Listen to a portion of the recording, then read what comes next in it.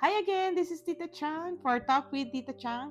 So our episode for tonight, this time it's English version. So guys, all my friends, this is for you. Please listen. And our letter sender for tonight is from the States, as I promised from the teaser the last time that we're gonna be talking about her letter.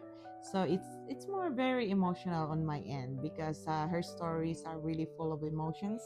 So, but before that, I would like to thank again my director, James Paras, photography, videography. Thank you so much for doing this for all of us here. So, I hope you guys enjoy our story for tonight. So, I will be moving on and continue reading her letter. So again, guys, thank you so much from the viewers from the States. And also, thank you also for my kapitbahay Silingan ug mga pamilya sa Iligan City. Thank you so much for watching our show. So now let's move on. Let's continue with our letter. Dear Tita Chang, please allow me to title this episode The Father I Found. Father's Day, a time of celebration, love, and appreciation. Across the world, children call their fathers, send cards, and plan special surprises. Social media floods with pictures of smiling families, heartfelt messages, and joyful memories. But for some, Father's Day is a reminder of absence, a day that stings more than it suits. For as long as I can remember, I have lived in that absence. I grew up without a father. My mother never spoke of him, his name, his face, his voice. Nothing existed in my world to tie me to him.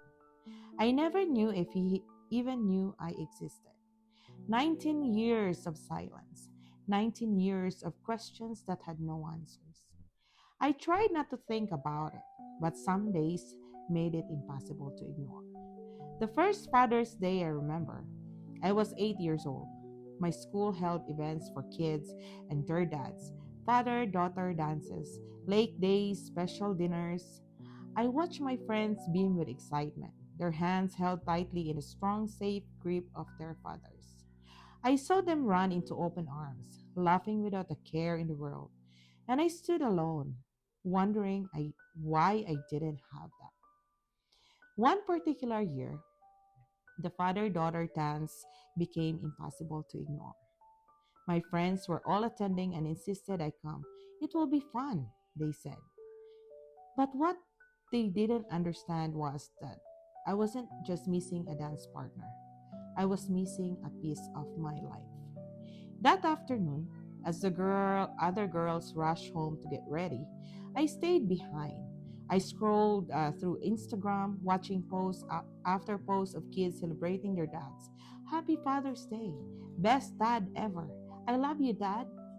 I wasn't angry at them, but I was angry at the hole in my life. Then my phone buzzed.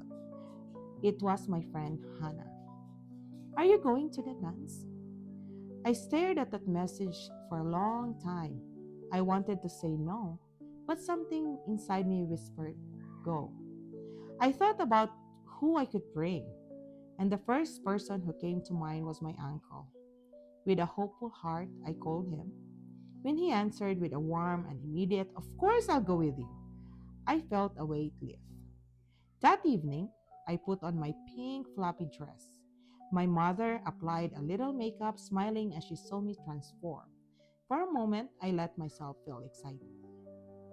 When we arrived at the dance, the room shimmered with fairy lights, the sound of laughter and music filling the air. My uncle twirled me around the floor, making me feel special, making me feel seen, and yet a part of me still ached. When the slow song played, my friends rested in their heads on their father's shoulder, wrapped in the kind of love I have never known. I smiled through it, not wanting my uncle to feel bad, but inside I was breaking. That night, I cried myself to sleep. I told myself it was just one night, just one day. But growing up without a father was never just one day. It was years of doubt, anger, and sadness. It was struggling with self worth, wondering why I wasn't enough for him to stay. It was battling the darkness of depression, feeling alone in ways even my friends couldn't understand. It was questioning whether I was broken, but it was also survival. I fought through my anger, my sadness, my self destruction. I made choices that pulled me away with the edge. And though it took years, I finally realized something. I didn't need him to be whole. And then one day, my mother found him.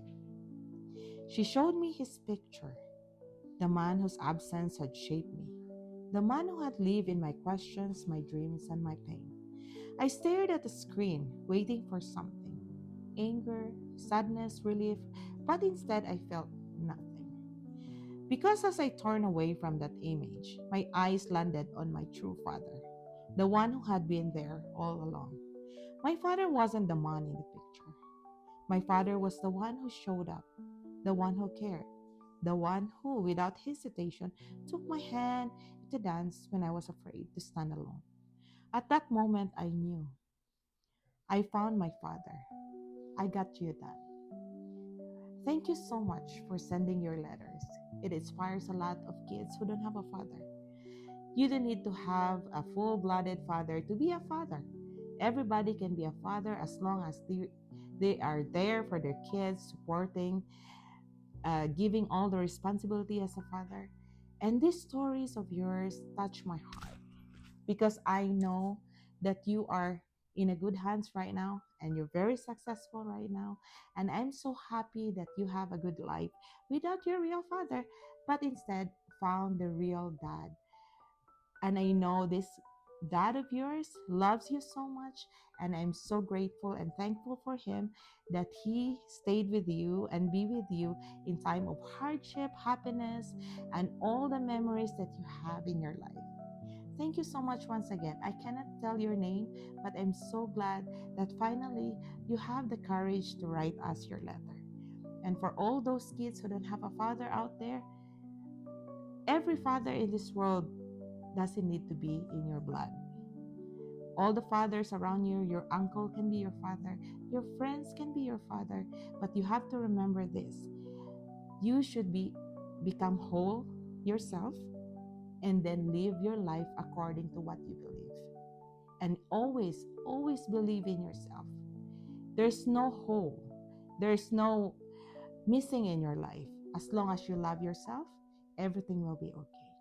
Thank you so much once again. Hope you will be there for our next episode. Thank you and have a good, wonderful evening and wonderful weekend for all of you guys. Thank you for watching Talk with Tita Chang. This is Tita Chang signing off. Thank you.